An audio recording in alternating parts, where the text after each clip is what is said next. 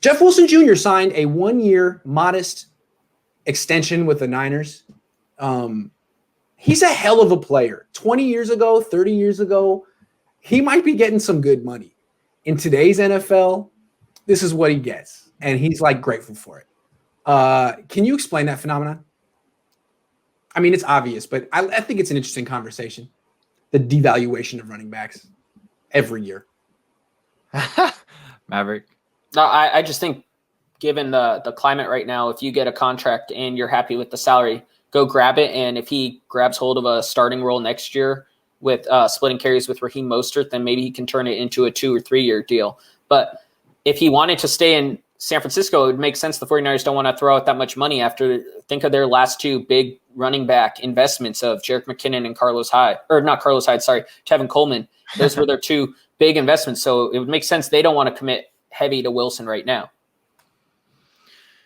Yeah. I think it's just he could probably sees it as, hey, I just took my first essentially breakout year. You could say initially it would have been more if he didn't suffer that injury, but how he sees it, he's comfortable with it, and I think he can explode. And I think he knows what his utilization is going to be next year. I think it's going to be more like half and half with Mostert than the 60 or 70-30 that they wanted Mostert to get.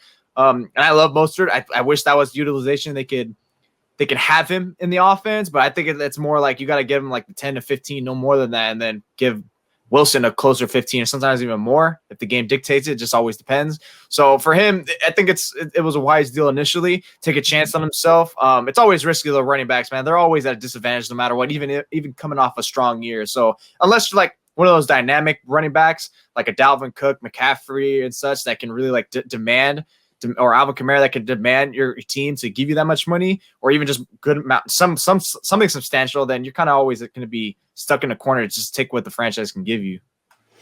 To me, it's just interesting how the NFL has changed since I was a kid. Like when I was a kid, if there were a running back like Jeff Wilson Jr., teams would be like, oh my God, like, can he be a bell cow? He's so tough and he can block and he can catch passes. And there'd be some team trying to give him a lot of money because running backs are just so important and you got to have a bell. You got to have a bell cow running back. And it's like, that's all changed. Like the number one argument against paying a guy like Jeff Wilson Jr.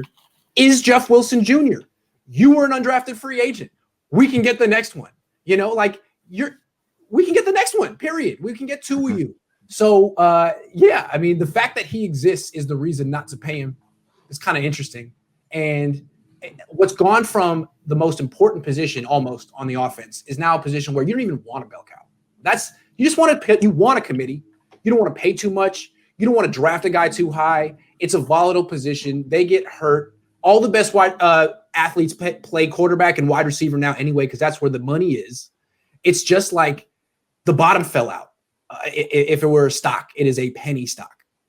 It's too bad. So sorry, Jeff. You're a great running back, but you're just still a penny stock. And that's what you're always going to be. So good story. But that's the world, right? And that's one of the things that's so interesting about football to me. You got the left tackle making $24 million a year. The quarterback, Matthew Stafford, is going to have like $500 million in the bank. And the running back is going to be making like $750 an hour. It's a very interesting dynamic in the NFL, but it's kind of why we like it.